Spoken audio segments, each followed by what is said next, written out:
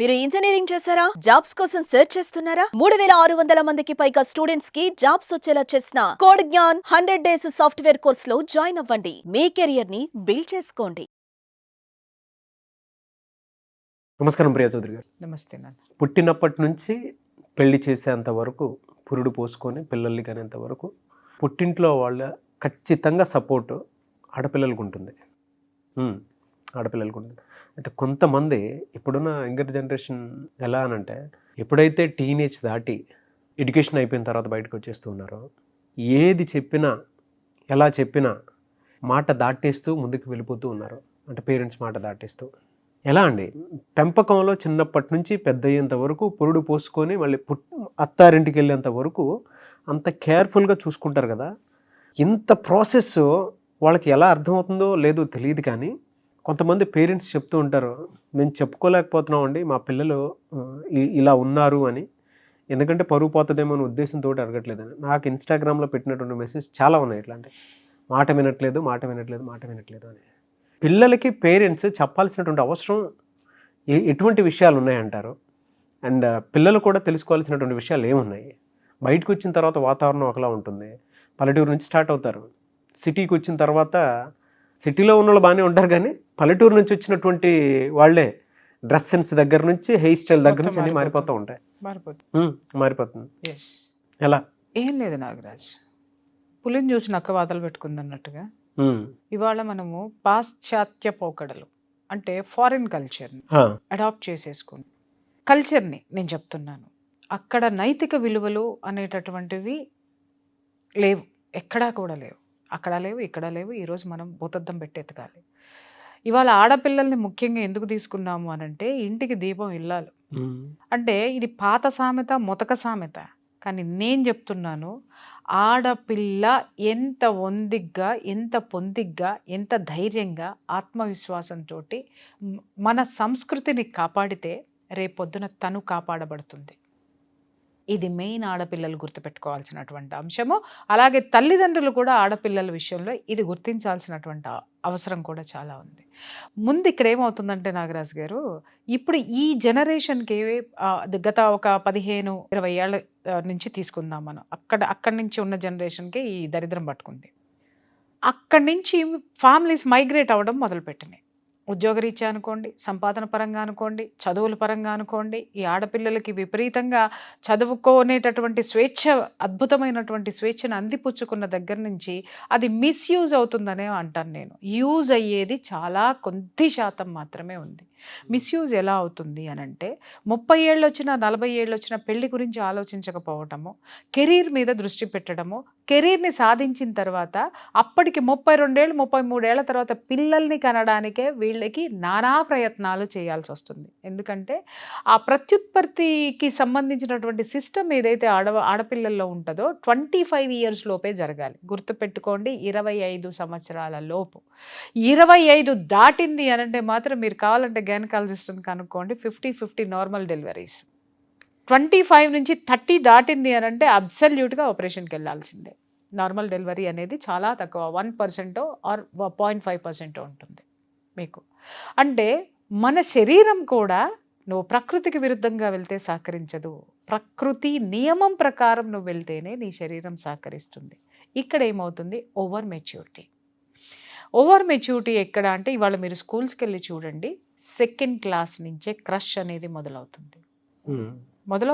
మీరు వెళ్ళి చూసుకోండి, ప్రతి తల్లిదండ్రులు వెళ్ళి చూడండి. ఇవాళ తల్లిదండ్రుల బాధ్యత ఏంటంటే, ఎంత పెద్ద స్కూల్లో చదివించామా, ఎంత ఎక్కువ ఫీజులు కట్టామా, ఆ స్కూల్కి సంబంధించి ఆ స్కూల్ పేరు చెప్తే మనకి ఈ సమాజంలో మన పిల్లల పట్ల, మన పట్ల ఒక పరువు అనేది నిలబడుతుందా, లేకపోతే ఆ యొక్క స్టేటస్ పెరుగుతుందా అనేటటువంటి ఆలోచనలతోటి ఫాల్స్ ప్రెస్టేజ్ థాట్స్లో ఉన్నారు తప్ప, స్కూల్లో అసలు పిల్లల యాటిట్యూడ్ ఎలా ఉంది అనేటటువంటి పేరెంట్స్ యొక్క అసోసియేషన్ ఎన్ని స్కూల్స్లో ఉంది, వాటి మీద మానిటరింగ్, ఈ స్కూల్లో ఉన్న యాక్టివిటీస్ మీద కానీ, ఈ పిల్లల యాటిట్యూడ్ మీద కానీ మానిటరింగ్ ఉన్నటువంటి స్కూల్స్ ఎన్ని ఉన్నాయి? ఇది ఎవరికైనా పడుతుందా? పట్టట్లేదు. ఈరోజు ఆడపిల్ల ఒక చాలా ఈజీగా గడప దాటేస్తుంది, ధైర్యంగా గడప దాటేస్తుంది, లెక్కలేనితనంగా వెళ్ళిపోవడానికి కారణం ఏంటి అని అంటే, ఫస్ట్ కుటుంబ వ్యవస్థ, ఆ కుటుంబ వ్యవస్థలో తల్లిదండ్రుల మధ్య సఖ్యత లేకపోవటము. రెండోది సఖ్యత ఉన్నా కూడా చుట్టూ ఉన్నటువంటి బంధువులు రాబందుల్లాగా తయారై ఒకడు పైకి ఎదుగుతున్నాడంటే వాడిని కొట్టాలి అని అంటే వాడి చుట్టూ ఎన్ని అంశాలు ఉంటే అన్ని అంశాల మీద విషం జల్లేయడం. ఏ ఒక్కడు పాజిటివ్ థింకింగ్ తోటి లేకపోవటం. అది దాటి బయటకు వస్తే స్కూల్ అనేటటువంటి ఒక పదార్థం ఉంటుంది. ఆ పదార్థంలో కూడా విషం కలిపే ఉంటుంది. టోటల్గా పొల్యూషన్ అన్నమాట. ఇప్పుడు ఒక టీచర్లని మనం అనడానికి కూడా ఇక్కడ లేదు నాగరాజ్. ఎందుకు అనంటే టీచర్ల మీద కూడా భయంకరమైనటువంటి టార్గెట్స్ రుద్దబడుతున్నాయి. అంటే ఇంత రిజల్ట్ రావాలి, ఇంత రిజల్ట్ మాత్రమే యాజమాన్యానికి కావాలి తప్ప మోరల్స్ ఎవరికి అవసరం లేదు. ఇవాళ రేపట్లో డబ్బు డబ్బు డబ్బు డబ్బుతో దేన్నైనా కొంటా, డబ్బు ఉంటే ఏమైనా చేస్తా, నాకు డబ్బు ఉంటే చాలు, ఏమీ అక్కర్లేదు. తల్లిదండ్రులు అదే ఆలోచిస్తున్నారు, స్కూల్స్లో అదే ఆలోచిస్తున్నారు, సమాజంలో ఎవరిని చూసినా కూడా ఇదే ధోరణి కనిపిస్తూ ఉంది మనకి. అది పక్కన పెట్టిన తర్వాత ఇవాళ ఉన్నటువంటి టెక్నాలజీ కరోనా వచ్చిన దగ్గర నుంచి మరీ భ్రష్టు పట్టిపోయింది. ఎక్కడ భ్రష్టు పట్టిపోయింది? టీనేజ్ని అనట్లేదు, భ్రష్టు పట్టిందంతా సెకండ్ క్లాస్ థర్డ్ క్లాస్ నుంచి. అతి అతి నీచమైనటువంటి భ్రష్టత్వం ఏదన్నా ఉందంటే కరోనా దగ్గర నుంచే ఉంది. ఎలా ఉంది? ఈ పిల్లలకి ఆన్లైన్ క్లాసులు మొదలయ్యి వీళ్ళకి ట్యాబ్లు ఇచ్చిన దగ్గర నుంచి వ్యక్తిగతంగా వాళ్ళు చాట్ చేసుకోవటము, అలాగే ఆ ట్యాబుల చేతిలోకి అప్పటి వరకు పేరెంట్స్ చేతిలోనే ఫోన్స్ ఉండేయమ్మా, పిల్లల చేతిలో చాలా తక్కువ ఉండే. ఈ కరోనా టైం వచ్చేసరికి ట్యాబుల పేరుతోటి ఫోన్లు, స్మార్ట్ ఫోన్ల పేరుతోటి అందరి చేతుల్లోకి ఫోన్స్ వచ్చేసిన తర్వాత వాళ్ళు చూడకూడనివి చూడడము, అక్కర్లేని వాటి మీద జిజ్ఞాస పెంచుకోవటము, రీల్స్ మీద కానివ్వండి. తర్వాత టిక్టాక్లు బ్యాన్ చేశారు ఈ కరోనా పుణ్యం అని, దాని మీద దరిద్రం వచ్చేసరికి. తర్వాత రీల్స్ అని మొదలైనవి. ఆ రీల్స్ మీద కానీ తర్వాత వ్యవహారిక విషయాలు ఎలా ఉన్నాయంటే ఒక గ్రూప్ డిస్కషన్స్ తయారైపోయినాయి. ఆ గ్రూప్స్ ఎలా తయారైనాయి అంటే మగపిల్లలందరూ ఒక గ్రూపు, ఆడపిల్లలందరూ ఒక గ్రూప్. ఆ గ్రూప్లో ఏం నడుస్తుంది చర్చ అంటే సెక్స్ మాత్రమే. ఏ ఏజ్ నుంచి నడుస్తుంది? 6 years నుంచి తీసుకోండి. నేను చెప్పేది తప్పైతే చెప్పుతో కొట్టండి. 6 years నుంచే క్రష్ మొదలవుతుంది వాళ్ళకి. అసలు ఈ మెచ్యూరిటీ ఎక్కడి నుంచి వస్తుంది? 6 అంటే 10 years ముందు ఉంటున్నారు వాళ్ళు. టీనేజ్ స్థితికి వచ్చేస్తున్నారు 6 సంవత్సరాలు వచ్చేసరికి. ఈ పోకడ ఎక్కడి నుంచి వచ్చింది? 1 చెప్పాను కదా కుటుంబ వ్యవస్థ, 2 సమాజము, 3 విద్యా వ్యవస్థ, 4 ఆహారపు అలవాట్లు. మనం తినేటటువంటి ఆహారపు అలవాట్లలో ఇవాళ మనం కూరగాయ కొంటున్నాం నాగరాజు. ఆ కూరగాయలో ఏముంటున్నాయి? ఏ పెస్టిసైడ్స్ ఎందుకు వేస్తున్నారు? అవి త్వరగా ఎదగడానికి, బలంగా ఎదగడానికి, వాటి కెపాసిటీకి మించి త్వరితంగా హార్మోన్స్ని ఎక్కువ ప్రొడ్యూస్ చేసేసి ఒక అనపకాయ ఇంత కాసే అనపకాయని ఇంత చేస్తున్నారు. ఏది పెస్టిసైడ్స్ వేసో లేకపోతే ఇంజెక్షన్స్ ఇచ్చో ఏదో చేసి. బీరకాయలు నా చిన్నప్పుడు ఎంత ఉండేయ్యా, మరీ పెద్ద ఇంత బీరకాయ కాస్తే ఎంత ఉండేదా? ఇప్పుడు బీరకాయలు ఎంత ఉంటున్నాయి? ఎందుకుంటున్నాయి? వాటి యొక్క స్థితికి మించి అవి సైజ్ పెరిగి కాస్తున్నాయి, చెట్లకు కాస్తున్నాయి. అలాగే దిగుబడి, ఒకప్పుడు పంట ఒక 10 బస్తాలు ఎకరానికి పండిందంటే జోషు, 15 బస్తాలు పండిందంటే ఇంకా జోషు, 20 బస్తాలు పండితే వాడు తోపు. ఇవాళ అరెకరంలో కూడా 20 బస్తాలను పండించేస్తున్నాం. ఎలా అవుతుంది? సహజ విరుద్ధంగా, ఓకే, ప్రకృతికి విరుద్ధంగా, సహజ సిద్ధంగా పండేటటువంటిది లేదు. కృత్రిమంగా అన్నిటిని ఎక్కిస్తున్నాం. ఓకే, నువ్వు చెట్టుకి ఆ హార్మోన్స్ ఎక్కువ, పంట దిగుబడి ఎక్కువ రావాలని, ప్రొడక్షన్ ఎక్కువ రావాలని హార్మోన్స్ని ఎక్కిస్తున్నాం. ఆ వచ్చినటువంటి దాని ద్వారా వచ్చినటువంటి పంట, అది కూరగాయలు తీసుకో, బియ్యం తీసుకో, పండ్లు తీసుకో, ఏవైనా తీసుకో, ఎక్కడికి వెళ్తున్నాయి? మన కడుపులోకి వెళ్తున్నాయి. మన కడుపులోకి వెళ్ళడం వల్ల ఏమవుతుంది? చిన్న పిల్లల్లో వయసుకు మించినటువంటి మెచ్యూరిటీసు లోపల ఆ యొక్క శరీరంలో హార్మోన్స్ స్టార్ట్ అయిపోతున్నాయి. ఎన్నో సంవత్సరాల నుంచి స్టార్ట్ అవుతున్నాయి? 3 సంవత్సరాల నుంచి, 4 సంవత్సరాల నుంచి, 3 years నుంచే స్టార్ట్ అవుతున్నాయి. ఎన్నో స్టోరీలు నా దగ్గరికి వచ్చినాయి కాబట్టి ఫ్యాక్ట్ మాట్లాడుతున్నానండి నేను. ఎల్కేజీ పిల్లల దగ్గర నుంచే షీ, హీ అనేటటువంటి తేడా. నాకు పీజీ కాదు, ఇప్పటికీ నా ఫ్రెండ్స్ని అడిగితే అందరూ మాట్లాడుతూ ఉంటారు కదా, ప్రియా చౌదరి నీకెందుకు చదువుకునేటప్పుడు నీకెందుకు బాయ్ ఫ్రెండ్స్ లేరు అని అడిగితే, నాకు ఎవడు బాయ్ లాగా నాకు ఎవడు కనిపించేవాడు కాదు, జెండర్ అనేది నాకు తోచేది కాదు. ఇప్పుడు వాళ్ళు కూడా నా ఫ్రెండ్స్ ఏం చెప్తారు అని అంటే, ప్రియా చౌదరిని ఎప్పుడు కూడా షీగా కన్సిడర్ మేము చేయలేదు, ఆల్వేస్ షీఈ్ హీ అనే మాట్లాడతారు. ఇదొక్కటే నిజం. అంటే నేను నిజంగా ఇవాళ అది గర్వంగా ఫీల్ అవుతున్నాను. ఒకప్పుడు నాకు అనిపించేది, ఏంటి వీళ్ళు ఇట్ట మాట్లాడతారు, వీళ్ళు నన్ను మనిషిగా ఎందుకు చూడరు అని చెప్పేసాను. ఎందుకంటే ఏ విషయంలో అంటే ఇలాంటి అసహజమైనటువంటి ఆలోచనలు ఉన్న సర్కిల్ నాకు లేదమ్మా. అది మెయిన్ నేను చెప్పదలుచుకున్నది ఏంటంటే, ఆడ మగ డ్యూయట్లు పాడుకోవడము లేకపోతే ఇంకోటి ఇది కాదు. నా సర్కిల్ అంతా ఎలా ఉండదు, సమాజంలో మనం ఏదో సాధించేయాలి రోయ్, ఏం సాధించాలి, ఏం చేయాలి, ఏ పుస్తకం చదివావు, ఆ పుస్తకంలో సమాజం గురించి ఎంత ఉంది, ఏ గొప్ప వ్యక్తి ఎలా ఎదిగాడు, వాడు ఎందుకు ఎదిగాడు, విశ్లేషణలు, చర్చలు, అబ్బా అద్భుతంగా ఉండేవి ఇవన్నీ కూడా. అరే మనం ఏం చేయాలి, నెక్స్ట్ ఏం చేయాలి, ఇదే ఉండేది తప్ప దానికి మించి మనం పెళ్లి చేసుకోవాలి, ఇద్దరు పిల్లల్ని కనాలి, మొగుడు ఎలా ఉండాలి, మొగుడికి సేవలు చేయాలి, లేకపోతే ఇంకోటి అసలు మన జీన్స్లో లేదు, అది ఆ పాత్రే లేదు. ఇది వాళ్ళ ఆడపిల్లలు ఏమి క్రియేట్ చేస్తున్నాయంటే, అసలు ఆడపిల్లలు ఆడతనాన్ని మర్చిపోయారు బాస్, మర్చిపోయారు.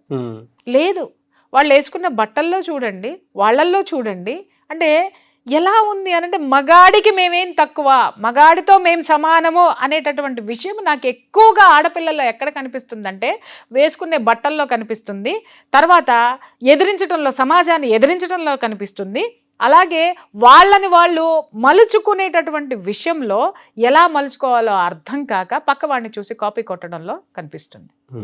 మగాడితో సమానం అంటే ఏంటి, వాడి యొక్క ఐక్యూకి సమానంగా ఉండాలి నువ్వు.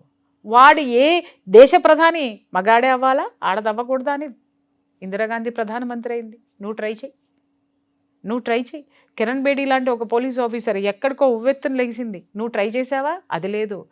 ఆమె మగాడిలాగా బట్టలు వేసుకోవాలని, మగాడితో సమానంగా ఉండాలనుకుని ఆ స్థితికి వెళ్ళి ఆ బట్టలు వేసుకొని తనకంటూ ఒక ఐడెంటిటీని క్రియేట్ చేసుకున్నటువంటి వ్యక్తి. అలాగే రాణి రుద్రమదేవి ఉంది, ఆవిడ 17 సంవత్సరాలు వచ్చేదాకా అబ్బాయి లాగానే పెరిగింది. ఆ తర్వాత అమ్మాయి అయిన తర్వాత కూడా ఎంతమంది సామంతుల్ని, చక్రవర్తుల్ని ధీటుగా ఎదుర్కొని ఒక చక్రవర్తిగా కూర్చొని సామ్రాజ్యాన్ని ఎంత నిలిపింది, ఎంత ముందుకు నడిపించింది, ఎంత దీక్ష, దక్షత, పట్టుదల, పరిపాలన సామర్థ్యం. ఇది మగాడితో నువ్వు పోటీ పడాల్సింది మిస్టర్. వేసుకునే బట్టల్లో కాదు, మాట్లాడే మాటలో కాదు, చేతల్లో ఉండాలి నీకు. ఈ చేతలు ఎక్కువ ఏమైపోయినాయి అనంటే, ఇవాళ ముద్ద పెట్టి గోరు ముద్దలు తినిపించినటువంటి తల్లి, అలాగే ఆ ముద్ద సంపాదించడానికి కష్టపడి వచ్చినటువంటి తండ్రి ఇవాళ ఎందుకు పనికి మాలినాళ్ళ కింద కనపడి ముద్దు పెట్టి దగ్గరకు తీసుకొని ఏదో చేసేటటువంటి బాయ్ ఫ్రెండ్స్కి ఎక్కువ విలువనిచ్చి గడపలు దాటేసి తల్లిదండ్రుల యొక్క పరువుని, మర్యాదని భ్రష్టు పట్టించేటటువంటి స్థితికి ఈరోజు కొంతమంది ఆడపిల్లలు స్థితి సమాజంలో అట్టడుక్కెళ్ళిపోయిందంటాను నేను. దేనితో సమానంగా ఉన్నారు, గోడలు దూకటంలోనా? దేనితో సమానంగా ఉన్నారు? అబ్రాప్ట్గా మీ చదువులు ఆపేసి ఎవడో ఎదురుగుండా కనపడిన వాడితోటి వెళ్ళిపోవడానిక? దేనికోసం ఉన్నారు? కెరీర్ని పక్కన పెట్టేసి ఈజీ ఎర్న్ మనీ కోసం. ఇవాళ సిటీ, ఇందాక మీరు ఒక మాట మాట్లాడారు, పల్లెటూరు నుంచి వచ్చిన అమ్మాయిల్లో వేషధారణలో మార్పుల్లో ఎలాంటి మార్పులు వచ్చేస్తున్నాయి అని చెప్పేసాను. కొన్ని వాస్తవాలు నేను ఇక్కడ చెప్తే తల్లిదండ్రుల గుండెలు పగిలిపోతాయి, ఇక్కడ ఏం జరుగుతుంది అనేది చెప్తే. అంత భయంకరమైనటువంటి పరిస్థితులు ఇక్కడ ఉన్నాయి. బట్ ఆల్ ఈజ్ వెల్ అనేటటువంటి స్థితిలో మనం ఉన్నాము. ఇవాళ స్త్రీ స్వేచ్ఛ పేరుతోటి స్త్రీ నేను చాలా గొప్పదాన్ని, నా దగ్గరికి వచ్చిన ఆడపిల్లలు మాట్లాడతారు, మీరు అసలు యూత్ గురించి మీకు చాలా తక్కువ అభిప్రాయాలు ఉన్నాయండి అని ఒక అమ్మాయి మాట్లాడితే, అమ్మ నీ వయసు ఎంత అంటే 28 ఏళ్ళు అని చెప్పింది. అమ్మ నువ్వు ఏం చదివావు అంటే డిగ్రీ చదివినా అని చెప్పింది. ఏం చేస్తున్నావు అంటే ఉద్యోగం చేస్తున్నానండి. జీతం ఎంతమ్మా అని అంటే 15,000 అండి. అమ్మ నీ వయసుకి ఇదిగో నేను ఇన్ని సాధించాను, స్కూల్లో కానీ కాలేజ్లో కానీ నేను ఉన్నప్పుడు కానీ నా జీవితంలో కానీ, నువ్వు వచ్చేటప్పటికి నీ స్థితికి వచ్చేటప్పటికి సమాజంలో ఒక బాధ్యతను మోసాను నేను. అది నా జనరేషన్, అది నా యూత్లో నేను చేసింది. మా యూత్ అలా ఆలోచించింది. ఇప్పుడు చెప్పమ్మా మీ యూత్ గురించి. ఏ ఉద్యమాల్లో పాల్గొన్నారు, దేనికి మీరు లీడర్షిప్ వహించారు, లేకపోతే ఎన్నిటి సంస్కరణల కోసం మీరు పాటుపడ్డారు, లేదా సమాజంలో నువ్వు ఎక్కడో ఒక చోట ఉద్యోగం చేసుకుంటూ యూత్ గురించి మాట్లాడేసావు. నువ్వు మాట్లాడాలి, కానీ నువ్వు చేసే ఉద్యోగంలో కానీ, నీ చదువులో కానీ, ఇన్ని సంవత్సరాలు నువ్వు ఉన్నటువంటి ఈ స్థితిలో కానీ సమాజంతో అనుసంధానమైనటువంటి సందర్భాలు, సమాజం కోసం పాటుపడినవి కానీ, నువ్వు సమాజంలో నీ గుర్తింపు ఎక్కడమ్మా అని చెప్పి అడిగాను. సమాధానం లేదు. ఇంకొక పాప నన్ను అడిగింది, అసలు జనరేషన్ మీద మీకు, అసలు ఈ జనరేషన్ మీద మీకు సదభిప్రాయమే లేదండి అని చెప్పేసాను. మీరు పొరపాటుగా అర్థం చేసుకుంటున్నారండి. What you mean? నాకు అర్థం కాలేదమ్మా నిజంగానే, నీకేంటి చెప్పు. ఈ జనరేషను స్వతంత్ర విలువలతోటి కూడుకున్న చాలా గొప్పగా ఇండివిజువల్గా ఉన్నారండి అని. నీ వయసు ఎంతమ్మా? 20 ఏళ్ళు. నువ్వు ప్రేమించింది ఎవరినమ్మా? పలానా వాడిని. వాడి వయసు ఎంతమ్మా? 32 ఏళ్ళు. ఎప్పటి నుంచి ప్రేమించావమ్మా? 3 సంవత్సరాల నుంచి. 17 సంవత్సరాల నుంచి నీకు ఇదే పని. 20 ఏళ్ళు వచ్చేసరికి నేను నా డిగ్రీ అయిపోయిన తర్వాత హైదరాబాద్ వచ్చాను నేను. ఎందుకు? ఉన్నతమైనటువంటి జీవితాన్ని వెతుక్కోవడానికి. అప్పటి నుంచి మొదలు పెడితే ఇప్పటికి నా స్థితి ఇది. నువ్వు చెప్పమ్మా, జనరేషన్ ఎలా ఆలోచిస్తుందో చెప్పమ్మా. నేను చెప్పదలుచుకుంది ఈ బేసిక్స్, ఫండమెంటల్స్, మన వాల్యూస్. ఇక్కడ మనం మెట్రో ఎక్కేది అవసరం. ఆ అవసరానికి అనుగుణంగా మనం మారటంలో తప్పులేదు, కానీ ఇది మర్చిపోయి ఇదే బాగుందని అక్కడ ఉండిపోవటమే తప్పు అంటాను. ఇప్పుడు నాగరాజు వాళ్ళు ఏం మాట్లాడుతున్నారు అంటే మేము ఎదిగామని మాట్లాడుతున్నారు. దేంట్లో ఎదిగారో చెప్పమంటాను నేను. నువ్వు బట్టలు కొనుక్కోవడంలో ఎదిగావు అంటే ఊర్లో ఉన్నప్పుడు నువ్వు కొనుక్కునే బట్టల వాల్యూకి సిటీకి వచ్చినప్పుడు కొనుక్కునే బట్టల వాల్యూ పెరిగింది. అలాగే నువ్వు ఎక్కి దిగేటటువంటి ఆ యొక్క స్థితి, ఆ వెహికల్స్ ఏవైతే ఉన్నాయో అవి మారాయి. బట్ నీ యొక్క స్థితిగతి ఏమి మారింది నాకు చెప్పు. సమాజం పట్ల నీ బాధ్యత ఏముంది? ఏజ్ ఒకటి పెరుగుతుందేమో కానీ అమ్మే, నాన్నే. ఇదైతే మారదు కదా. ఒక్క మాట దానికే వస్తున్నా, ఇప్పుడు దానికే వస్తున్నా. ఇక్కడ ఇన్ని చర్చించుకున్నాం కదా మనం. కుటుంబం అన్నాం, సమాజం అన్నాం, వీళ్ళ యొక్క లైఫ్ స్టైల్స్ అన్నాం, వీళ్ళ యొక్క ఆలోచనలు అని అన్నాం కదా. వీళ్ళందరూ కలిసి ఎక్కడ తేలుతున్నారు అని అంటే, ఇందాక నేను అన్నాను, ముద్ద సంపాదించి పెట్టే తండ్రి కంటే, గోరుముద్దలు తినిపించి పెంచిన తల్లి కంటే కూడా ముద్దులు పెట్టి లేపుకొని పోయేటటువంటి వాడు ఎంత తీయగా కనపడతాడంటే, తల్లిదండ్రుల్ని ఎంత నీచంగా బ్లేమ్ చేసి అవతల పారేసి, అరే వాళ్ళు పెట్టిన తిండితోటే నువ్వు బ్రతుకుతున్నావు, వాళ్ళు ఇచ్చిన గుడ్డ కట్టుకుంటేనే వాడు నిన్ను చూశాడు, వాళ్ళు ఇచ్చే ఆస్తుల వెనక పడి, ఆస్తులు ఉంటేనే రేపొద్దున నువ్వు బ్రతకగలిగే స్థితి వచ్చింది. ఇక్కడ వీళ్ళు తండ్రి కొనిచ్చినటువంటి తండ్రి 15,000 రూపాయల జీతంతో ఉన్న తండ్రి 3,000 రూపాయలు పెట్టి బట్టలు కొనిస్తే అది వాళ్ళ స్థితికి, స్టేటస్కి తక్కువ, వాళ్ళకి నచ్చదు. అదే ఆడు పోతా ఒక పీస్ మిఠాయి కొనిచ్చిన దాన్ని చీక్కుంటూ పుల్లను కూడా తీసి తినేసేసి దాన్ని చాలా వాల్యూబుల్గా చూస్తారు. ఎవడో బాయ్ ఫ్రెండ్ కొనిచ్చినటువంటి ఆ కరిగిపోయే పీస్ మిఠాయికి చాలా వాల్యూ ఇస్తారు. కానీ కని పెంచిన తల్లిదండ్రులకి ఆ పుల్లకిచ్చిన వాల్యూ కూడా ఇవ్వరు. నాకు రాదు, తీసి పడేసే పుల్లకిచ్చిన వాల్యూ కూడా ఇవ్వరు. వీళ్ళు ఏమనాలి? వీళ్ళని ఏ కంచీలతోటి కొట్టాలి వీళ్ళని? నిజంగా చెప్తున్నా, ఒక స్కూల్ ఒకటి పెట్టి ఈయన ఆడపిల్లలందరినీ ఇక్కడ తీసుకురండిరా అని చెప్పేసి అని గవర్నమెంట్ నుంచి లైసెన్స్ తీసుకుని పట్ట కొట్టాలని కోపం వస్తుంది నాకు. ఎందుకంటే వీళ్ళు నాశనమైంది కాక ఇంకా సమాజాన్ని కూడా భ్రష్టు పట్టించి అవతల ఎక్స్‌ప్లాయిటేషన్ టూ మచ్ ఉంటుంది. విపరీతమైన ఎక్స్‌ప్లాయిటేషన్, జీవన విధానము. అంటే ఒక విషయం చెప్తాను, మంచి పెంచడానికి 6 months టైం పెడితే కలుపు మొక్క పెరగడానికి టైంతో సంబంధం లేదు, ఎక్కడి నుంచో పుట్టుకొచ్చేస్తూ ఉంటుంది ఈజీగా. అదే కదా ఇవాళ ఏం ఆలోచించాలంటే, తల్లిదండ్రులు ఎలా పాపం కొట్టుమిట్టాడుతున్నారు అంటే, ఈ చదువులకి పంపించాలా, మానేసి ఇంట్లో కూర్చోబెట్టాలా? ఇవాళ పరిస్థితులు ఎట్లా తయారైనాయి అంటే, భర్త ఉద్యోగం చేయాలి, భార్య ఉద్యోగం చేయాలి, ఇప్పుడు పుట్టిన పిల్లలు కూడా ఉద్యోగాలు చేయాలి. అలాంటి దీనమైన స్థితిలో మనం ఉన్నాం. దేన్ని మార్చాలి, ఎక్కడి నుంచి మొదలు పెట్టాలి, ఎక్కడ ఎండ్ చేయాలో కూడా అర్థం కావట్లేదు నాగరాజు. ఇవాళ నా చాలా సందిగ్ధావస్థలో ఉన్నటువంటి పరిస్థితి. నేను చెప్తున్నాను, సంతృప్తి అనేటటువంటిది ఈరోజు తల్లిదండ్రుల్లో చెరిగిపోయింది. ఎప్పుడైతే తల్లిదండ్రుల్లో సంతృప్తి అనేటటువంటి పదం వస్తుందో అప్పుడు భర్త సంపాదించే సంపాదన ఎంతైనా సరిపోతుంది. అప్పుడు భార్యని సంపాదనకు పంపించేటటువంటి భర్త 1-2 సార్లు ఆలోచిస్తాడు. ఇది కూడా గడప దాటేసి వెళ్ళిపోతే రేపొద్దున కుటుంబాన్ని ఎవరు ఆదుకుంటారు, నా బిడ్డల్ని ఎవరు చూస్తారు అనేటటువంటి ఆలోచనకు వచ్చి ఉన్న దాంట్లోనే సంతృప్తిగా బ్రతుకుదాం, మనం బిడ్డల్ని తయారు చేసుకుందాం అనేటటువంటి ఆలోచనలోకి భర్త వస్తాడు. ఇక్కడ ఏమవుతుందంటే, పులిని చూసి నక్కవాతలు పెట్టుకున్నట్టని మొదట్లోనే మాట్లాడాను నేను. వాళ్ళు ఫ్రిడ్జ్ కొన్నారు, మనం కొందాం, వాళ్ళకి ఏసీ ఉంది, మనకుంది, వాడికి కారు ఉంది, మనకుంది. ఇది వద్దులే, నాకు నోటికి ఎక్కువ మాటలు వస్తాయి. ఏది చూసినా ఈఎంఐల బతుకైపోయింది మంది. అర్థమైందా? ఎవరికి ఆస్తులు లేవు, అందరు ఈఎంఐల్లోనే ఉన్నారు, అందరు గొప్ప వాళ్ళే, అందరికీ కార్లు ఉన్నాయి, అందరూ గ్రాండ్గా బట్టలు వేసుకున్నారు, అన్నీ ఉన్నాయి. 1 కోటి రూపాయలు బ్యాంక్ బ్యాలెన్స్ ఎంతమందికి చూపిస్తావు? చూపించు. అలాగే సలక్షణంగా పెళ్లి చేసుకొని కాపురం చేసే పిల్లలు ఎంతమంది, ఎన్ని కుటుంబాల్లో ఉన్నారో చూపించు. అసంతృప్తి ఎందుకు లేదు అంటే మనలో సంతృప్తి లేదు కాబట్టే ప్రతి ఒక్క విషయంలోనూ నీకు అసంతృప్తి ఎదురుగుండా కనిపిస్తుంది. ఎస్. ఇంకొక విషయం ఏంటంటే మన పిల్లలకి మనం శక్తికి మించి అవసరానికి మించి మాట్లాడే స్వేచ్ఛనిచ్చేసాం మనం. కాబట్టి ఇవాళ వాళ్ళు ఏదైనా మాట్లాడేస్తున్నారు, ఎంతైనా మాట్లాడేస్తున్నారు. అప్పుడు మనం కంట్రోల్ చేయలేదనేటటువంటి బాధ కంటే ఇప్పుడు మనల్ని ఎక్కువ మాట్లాడుతున్నారు అనేటటువంటి బాధలో మనం ఉన్నాం. కాబట్టి ఇక్కడ తల్లిదండ్రులు నేర్చుకోవాల్సింది ఏంటి, గమనించాల్సింది ఏంటి అంటే పిల్లల మీద దిక్కుమాలిన ప్రేమలు పెంచుకోకండి. అర్థమైందా? దిక్కుమాలిన కేవలం ఈరోజు తల్లిదండ్రులు పిల్లలకి సంరక్షకులు మాత్రమే, ప్రేమమూర్తులు కాదు, అనుబంధాలు అనేవి లేవు.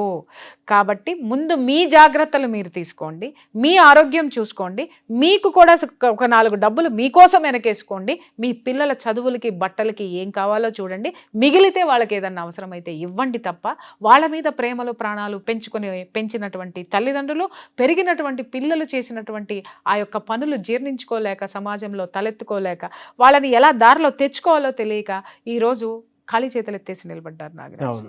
కాబట్టి నేను ఆడపిల్లలకి చెప్తున్నా, ముద్ద పెట్టే తల్లిదండ్రుల యొక్క కష్టాన్ని, వాళ్ళ ప్రేమని గుర్తించకపోతే రేపొద్దున అదే ముద్ద నీకు ఉండదు. ముద్దు పెట్టేవాడి కోసం వాడు ఎట్టాంటాడో తెలియకుండా దానికోసం కక్కుర్తి పడిపోతే రేపొద్దున తిరిగి నువ్వు ముద్ద ఇక్కడ ఇదే ఇంట్లో తినాల్సి వస్తుంది. అది తల్లిదండ్రుల యొక్క స్థితి, గుర్తుపెట్టుకోండి. థ్యాంక్ యూ అండి. Thank you so much Priya Chaudhary గారు. సుమన్ టీవీలో మీ పర్సనల్ అండ్ బిజినెస్ ప్రమోషన్స్ కోసం కింది నెంబర్కి కాంటాక్ట్ చేయండి.